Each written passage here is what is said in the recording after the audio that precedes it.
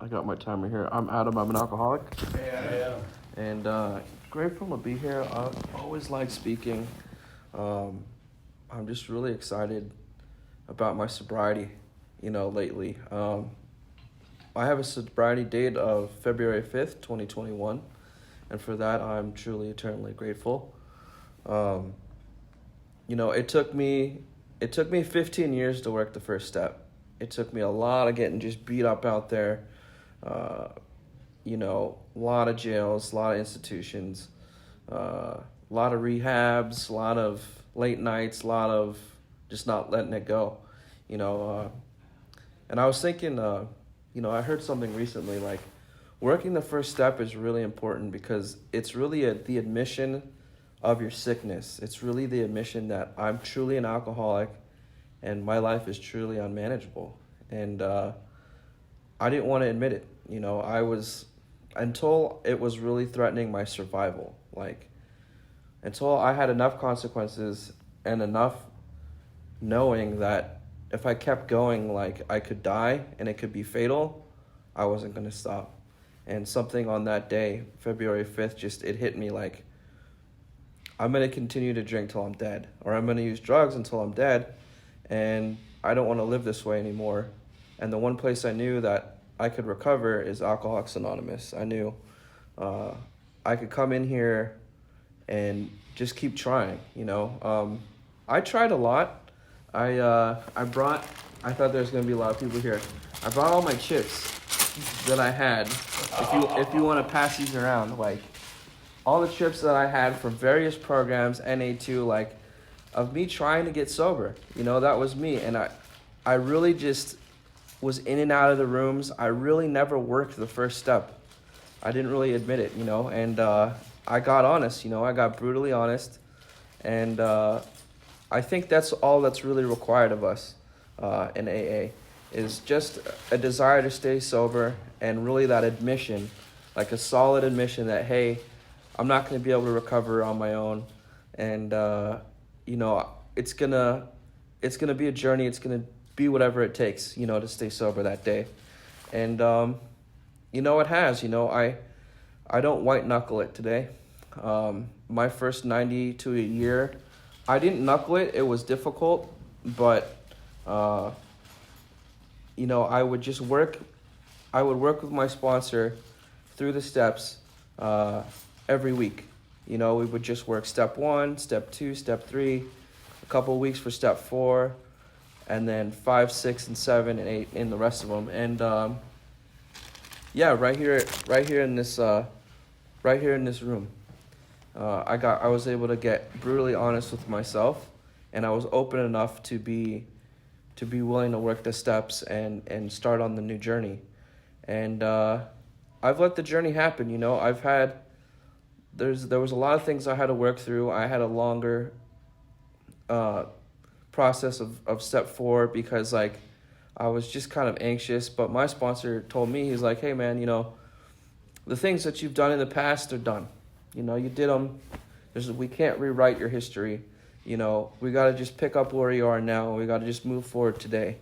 And I wrote them down on the paper. I did it at the park in Laguna Niguel Regional Park, and I just knocked it out in 2 hours, most of it. And I went all the way back to high school, and I wrote it all down. I threw it all up on there. And, I had, at that point, a solid enough connection to God to where, like, it didn't freak me out because I was really willing to do anything at that point. I knew, I had this weird thing I kept saying in my head, I want to get it out of me. I got to get it out of me. Because I knew if I didn't work the steps thoroughly, I was going to go back. I knew it was just going to be by the grace of God somehow that this works. And that's kind of how I treated it, and I did the steps, and I did the 5th step. I got brutally honest, and there were some things that weren't even my fault. I had some abuse when I was younger and stuff, but it was good for me to be able to tell another man that, and tell him my secrets, that were eating me up, and they were my secrets to hold and mine to get rid of. So I was glad that I was able to just hey man, just be real honest. And it wasn't nothing that he hadn't heard before, because I thought like I had so much shame and some guilt about some things, and he was like, I've heard it all before, dude. You know what I mean? Like, I don't know if he said I love you, but I know there was love in the room. He's like, you don't have to beat yourself up over it. And I think that's what we do. That's what I do that kept me out there drinking. I was definitely somebody that is spiritually sick and just stayed there. I just stayed in a condition of demoralization. And I mean, as you've seen, like I've gotten into other things other than alcohol, and that just made things worse. And I know that it was something that was keeping me isolated. I would isolate and then use to kind of feel like I was in the party, but that was just keeping me further away from people. But in my mind, that made complete sense to drink and use, because then, hey, I'm in the party, I'm in the mix, That wasn't the case, it was keeping me away from the party. It was keeping me away from girls. It was keeping me away in this little world, and that world kept getting sicker and sicker. I come from a good background. I got a good family. I grew up in Mission Viejo. I live in Laguna Niguel. I went to Dana Hills. I didn't graduate Dana Hills, but I took an online class and I passed it, so I got my diploma, because I had to make up some classes. You could sign yourself out when I was a senior. So then I was like, you can sign yourself out, bro. I'm going to just sign myself out and go do what I'm going to go do, And I smoked a lot of weed with my buddies, and that weed turned into harder things. And it really kind of just got on top of me. That was my teens, my 20s, my 30s. It was in and out of rehabs, in and out of, like I said, some detoxes, but it was like detox and rehab. I'll just fast forward a little bit, because I only have a couple more minutes, but DUI 3 was in 2013, so that was just 10 years ago. I was smoking, I guess I'll say it now, smoking heroin, meth, drinking handles every day, and going to Walmart to work. And that was my life. And I would do that every day. And that was it, and I would drive drunk up there. I'd drive home. I would drink on the job. And that was it, I was still stuck in it. And when I got my DUI, I got sentenced to DUI court, which is like drug court. And there I got on probation. I had formal probation. I had to pee twice a week. And I had shown up the first day with too many drugs in my system, so they put me in rehab. And I did 90 days at Unidos in Garden Grove. And I got out, stayed clean a little while, thought I could skirt the law, tried to, I don't remember what I did after that, but I somehow relapsed, and then I went to Hope House in Anaheim. And so I did 2 of those. I graduated the program 18 months later. I only stayed sober in 9 of those months, of the 18 months. And I was back using. So I wasn't done. And that went on and on and on to 2020. And I got my 4th DUI in Los Angeles on Cinco de Mayo.